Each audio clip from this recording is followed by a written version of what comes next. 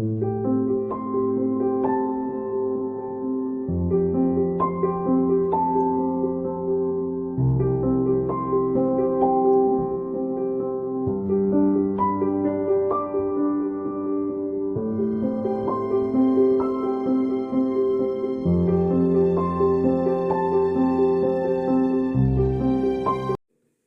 ఇశ్రాయేలు ఎదుటి నుండి యెహోవా వెళ్ళగొట్టిన అన్యజనులు చేసిన హేయ క్రియలను అనుసరించి, ఇది మొదటిది, యెహోవా దృష్టికి చెడు నడత నడిచాడు.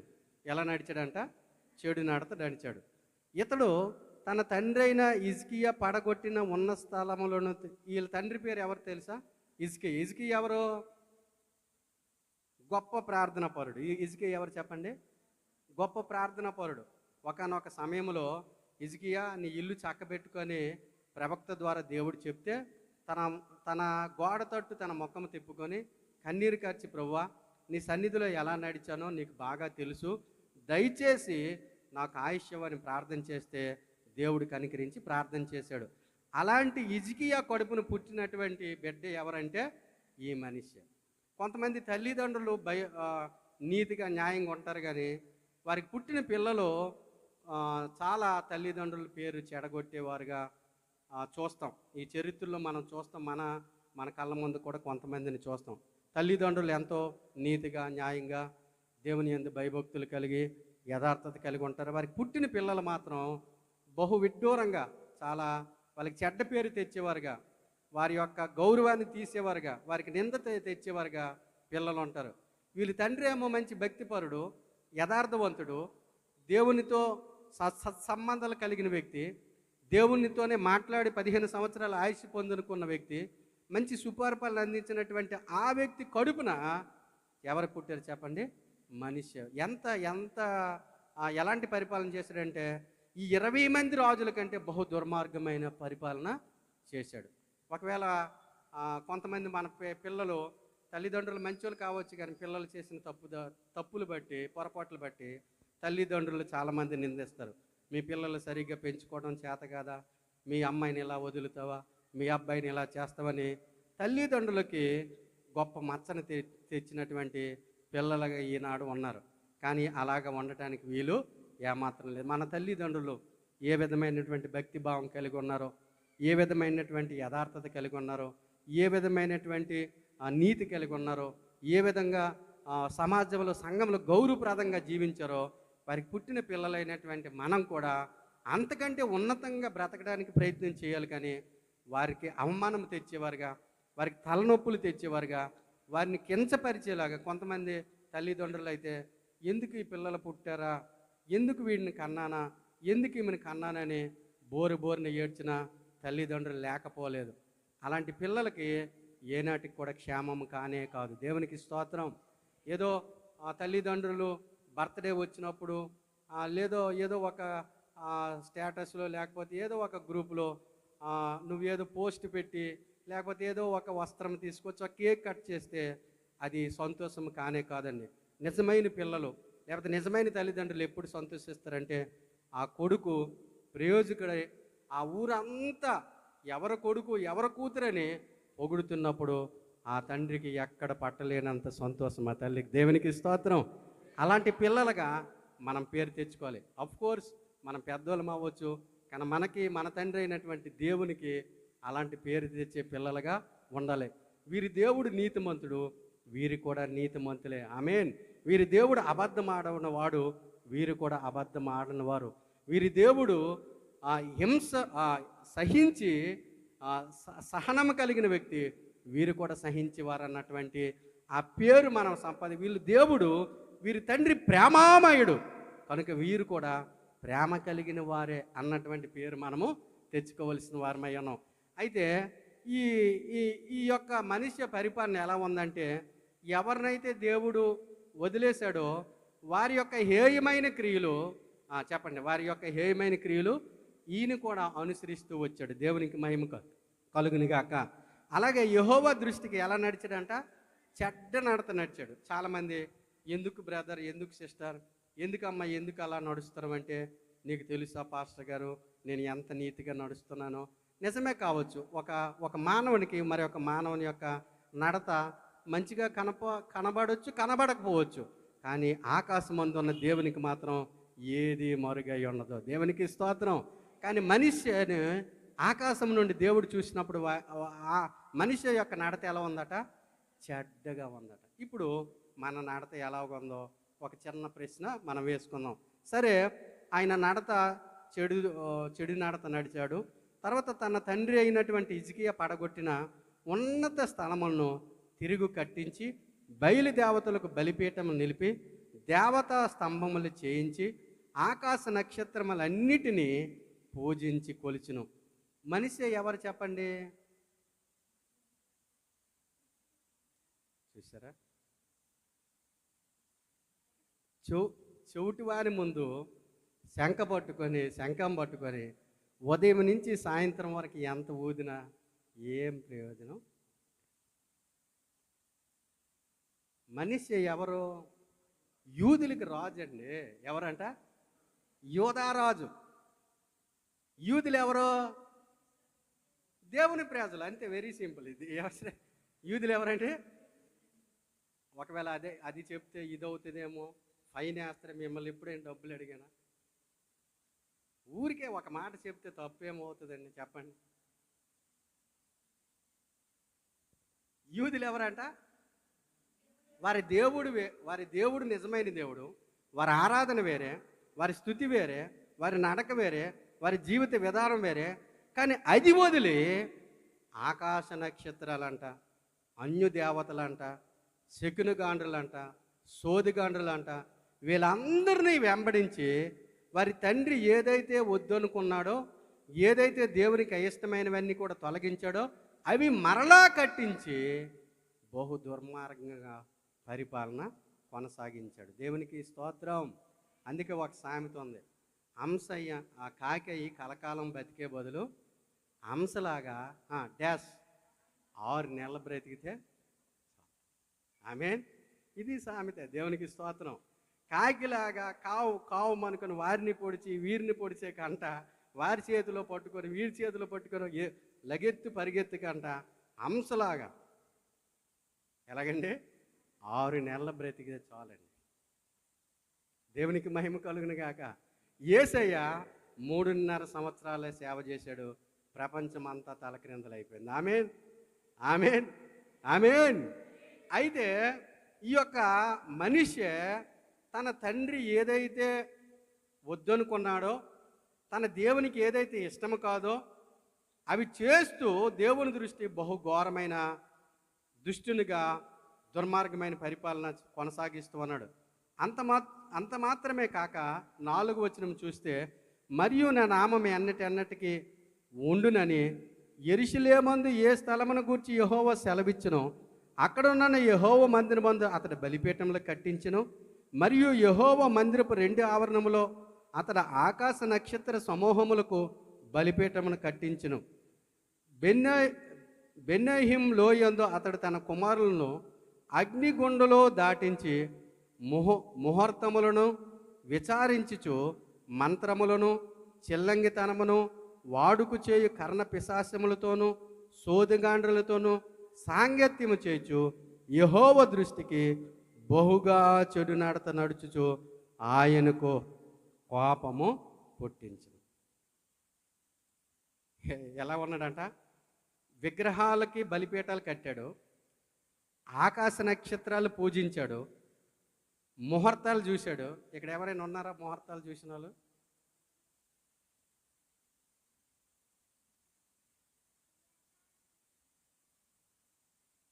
క్రైస్తవులు భక్తి అంట పెళ్లి దగ్గర బయటపడిపోతుంది. కుక్క బుద్ధి ఎక్కడంటే మొక్క దగ్గర, క్రైస్తవుల యొక్క బుద్ధి ఎక్కడంటే పెళ్ళికాడ అంట. అప్పుడు అసలైన భక్తి రసమంతా బయటకు వస్తుంది. పేరుకి మాత్రమే ఇది యెహోవా గుమ్మం అని పెడతాం, కానీ లోపల చేయవలసిందంతా అది ఇక్కడ ఉండకూడదు, అది అక్కడ ఉండకూడదు, అది చేయకూడదు, ఈరోజు మంచిది కాదు, ఈరోజు గడియలు వచ్చేస్తున్నాయి. ఇవన్నీ ఎవరంట? ఈ మనిషి. మీరు కాదులేండి, ఎవరండి? ఈ మనిషి చూస్తున్నాడు. ఒకటేమో విగ్రహాలకి ఏం కట్టాడట? బలిపీఠాలు కట్టాడు, ఆకాశ నక్షత్రాలని పూజిస్తున్నాడు, ముహూర్తాలు చూస్తున్నాడు, మంచి రోజా చెడ్డ రోజా, ఏది ఎక్కడ ఉండాలి ఏది ఎక్కడ ఉండకూడదు, ఇది ఇటు తిరిగింది అది అటు తిరిగింది, ఈశాన్యం ఎక్కువైపోయింది, ఇవి చూస్తూ ఉన్నాడు. మంత్రాలకు ఎక్కువ ప్రాధాన్యత ఇస్తూ ఉన్నాడు. అందుకే భక్తులు అన్నారు, మంత్రాలకి ఏం రాలవట.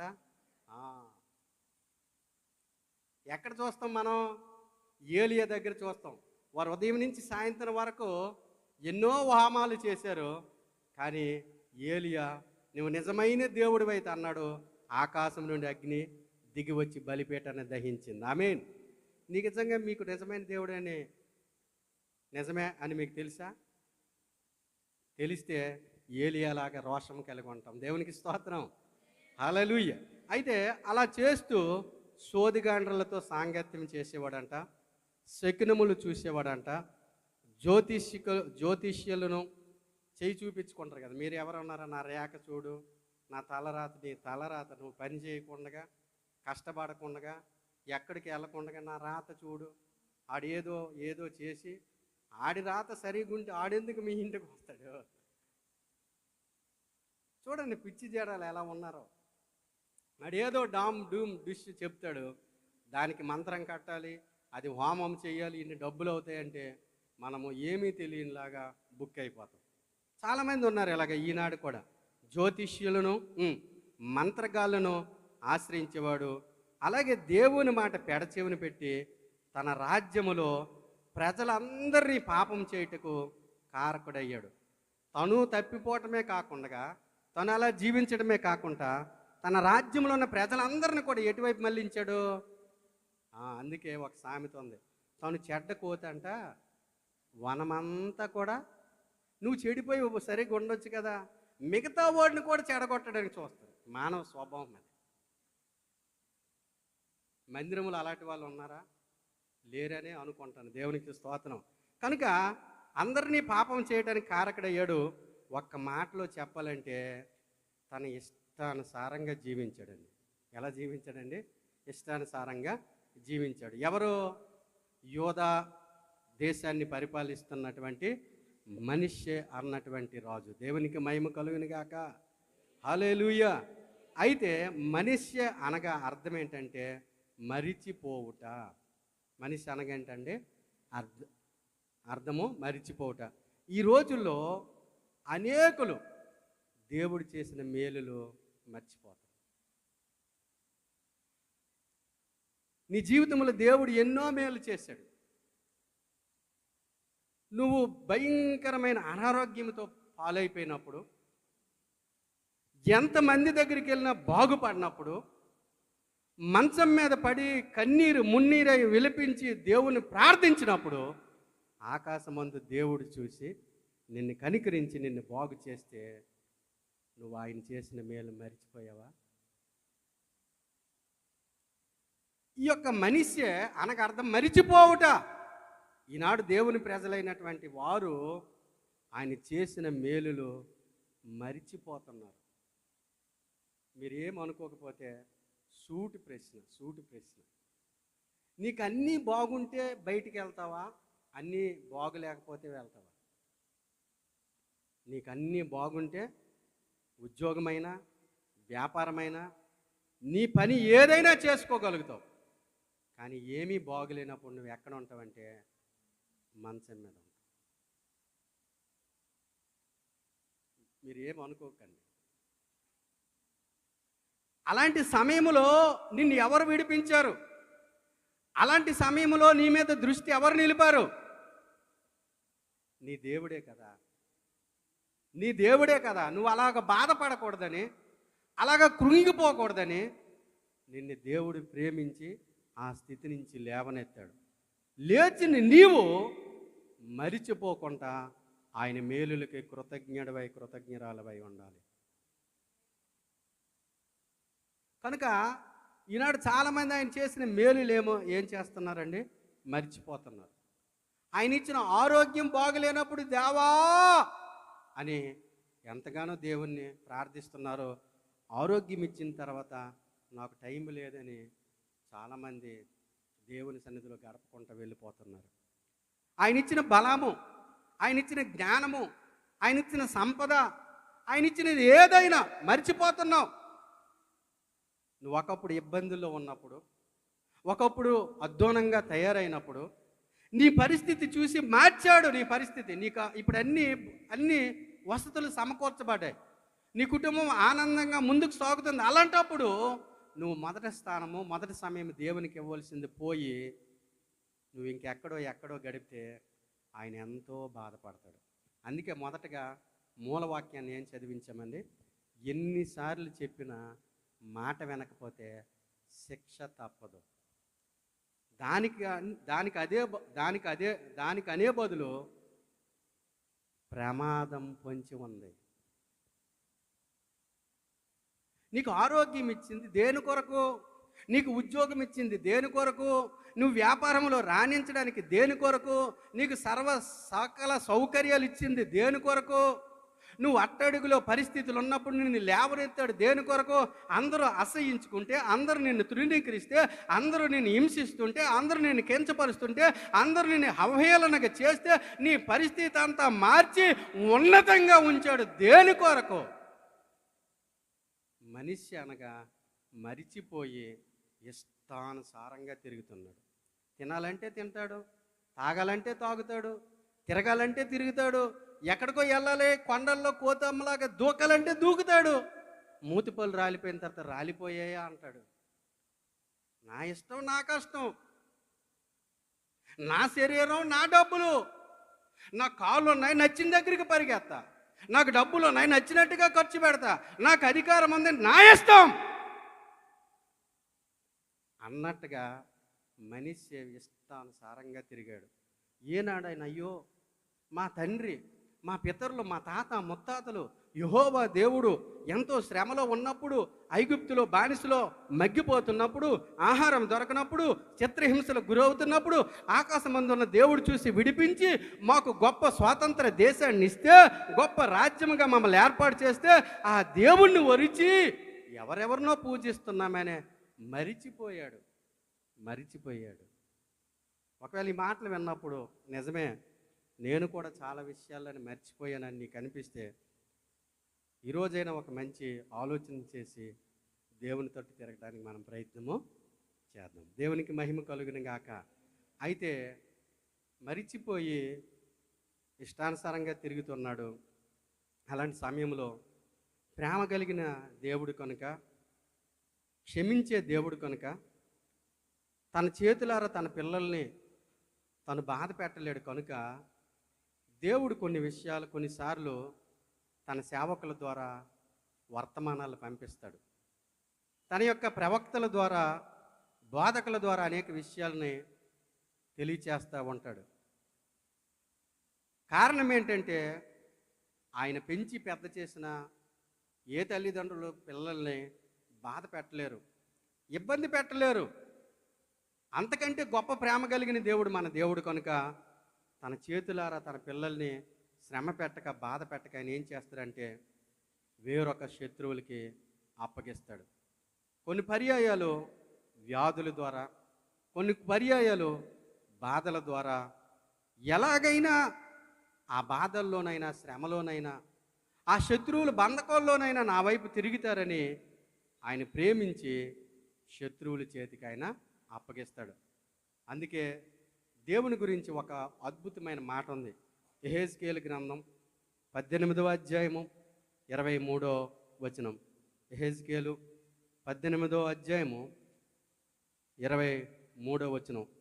ఆయన ఎలాంటి దేవుడు అంటే, ఆయన ఎలాంటి గొప్ప దేవుడు అంటే,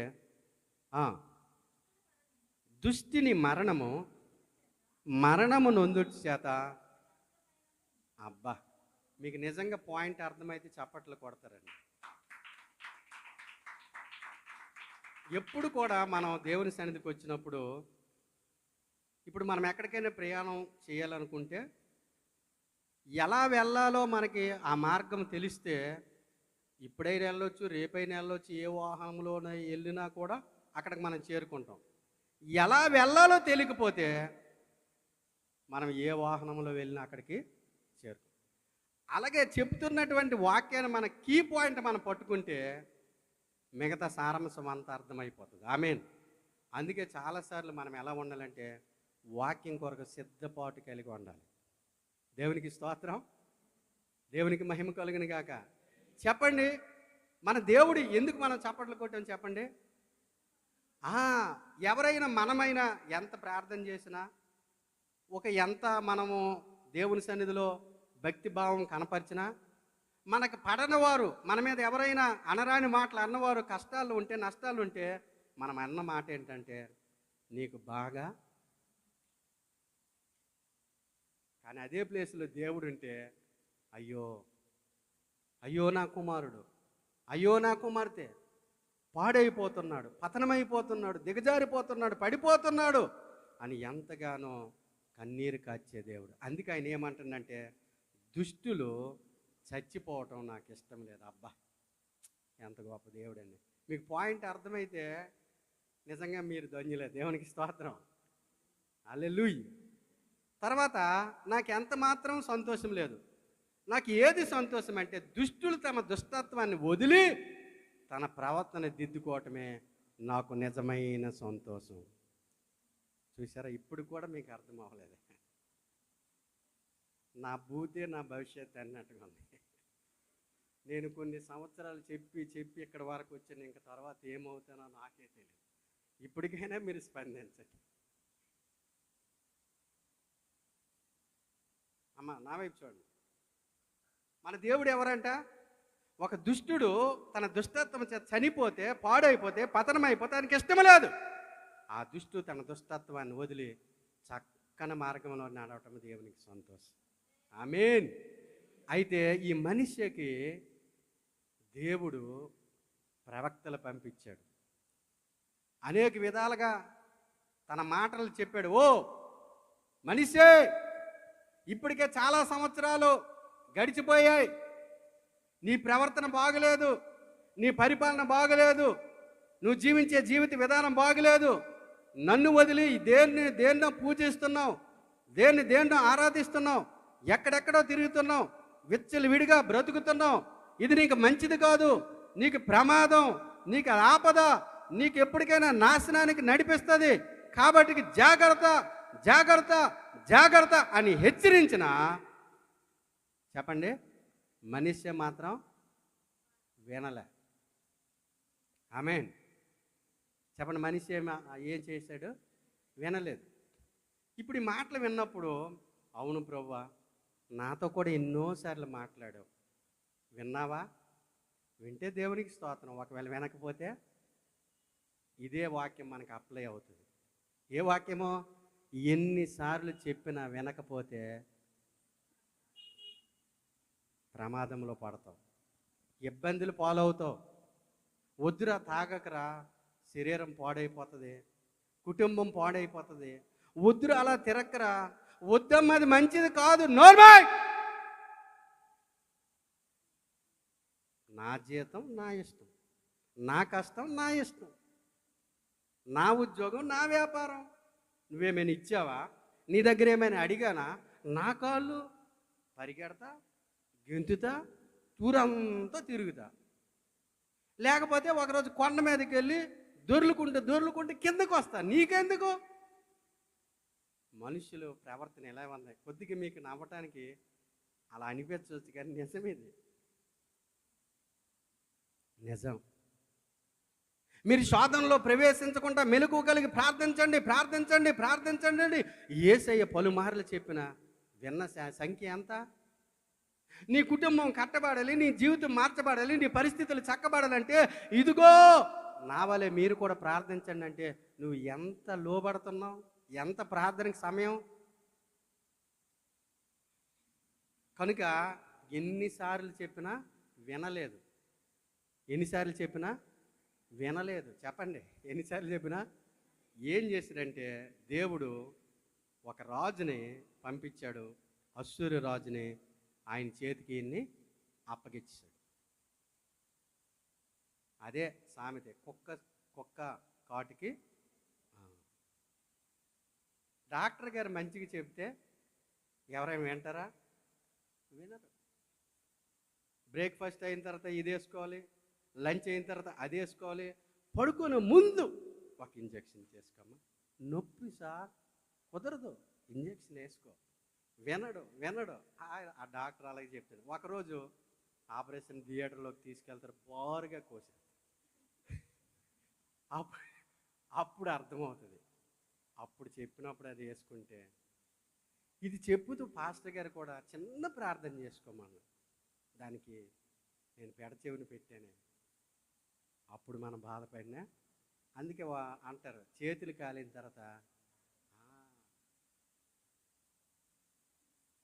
తర్వాత బర్ణాలు ఎక్కడ ఉంది, ఆయింట్మెంట్ ఎక్కడ ఉందని తిరిగితే ప్రయోజనం. కాలక ముందే జాగ్రత్తగా చూసుకోవాలి. Very good. ఎవరికి అప్పగిచ్చాడు? అశ్షూరు రాజుకి అప్పగిచ్చాడు. అశ్షూరు రాజు తీసుకెళ్ళి ఏం చేశాడంటే, చూడండి అక్కడే 33వ అధ్యాయంలోనే అశ్షూరు రాజు చేతికి అప్పగించినప్పుడు 10 నుంచి, యెహోవా మనుష్యకును అతని జనులకు వర్తమానం పంపినను వారు ఏం చేశారట? చెవి యొగ్గపోయారంటే వినలేదు, వినిపించుకోలేదు, డోంట్ కేర్ అన్నారు. కాబట్టి యెహోవా అశ్షూరు రాజు యొక్క సైన్యాధిపతులను వారి మీదకి రప్పించును. మనిషి తప్పించుకొని పోకుండా వారు అతను పట్టుకొని గొలుసులతో బంధించి అతనికి బబులోనికి తీసుకొని పోయిరి. అతడు శ్రమలో ఉన్నప్పుడు, ఎప్పుడట? శ్రమలో ఉన్నప్పుడు. ఈయన ద్వారా మంచి నేర్చుకోవచ్చు, చెడ్డ నేర్చుకోవచ్చు. ఒకటి, ఇష్టానుసారంగా తిరిగాడు.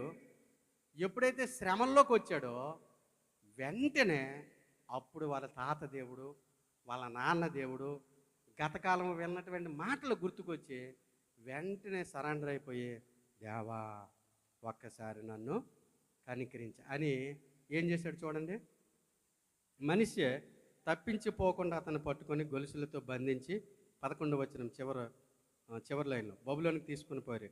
అతడు శ్రమలో ఉన్నప్పుడు తన దేవుడైన యెహోవాను బతిమాలుకొనెను. తన పితరుల దేవుని సన్నిధిని తాను తగ్గించుకొనెను. ఆయనకు మొరలెడగా ఆయన తన విన్నపములు ఆలకించి యెరూషలేమునికి అతని రాజ్యమునికి అతన్ని తిరిగి తీసుకొని వచ్చినప్పుడు యెహోవే దేవుడై ఉన్నాడని మనిషే తెలుసుకుంది. అమ్మ నా వైపు చూడండి. పోగొట్టుకున్నాడు, తిరిగి సంపాదించుకున్నాడు. కోల్పోయాడు, తిరిగి దాన్ని పొందుకున్నాడు. కారణము ఒకటే.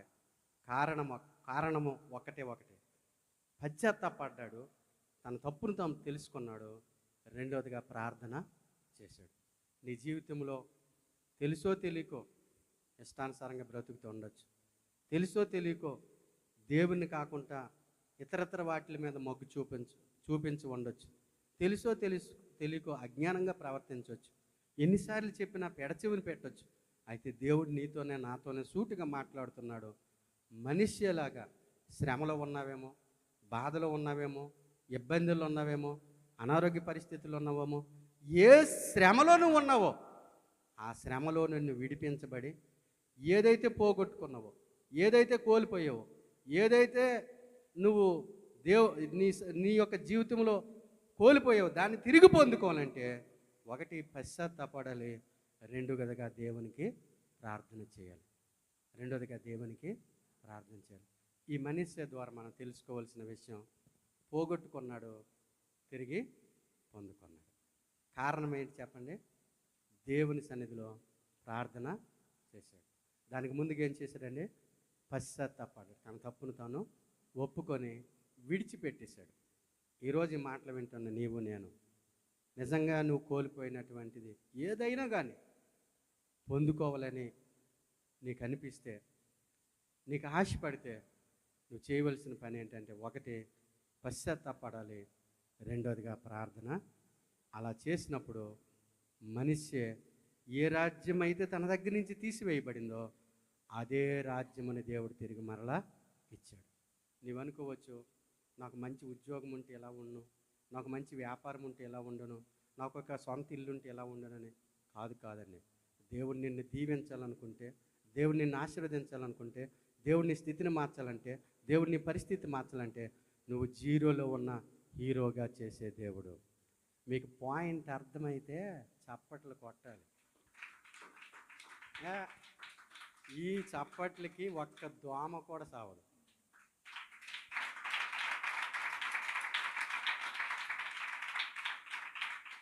అట్టి కృప దేవుడు మనందరికి కూడా అనుగ్రహించిన గాక.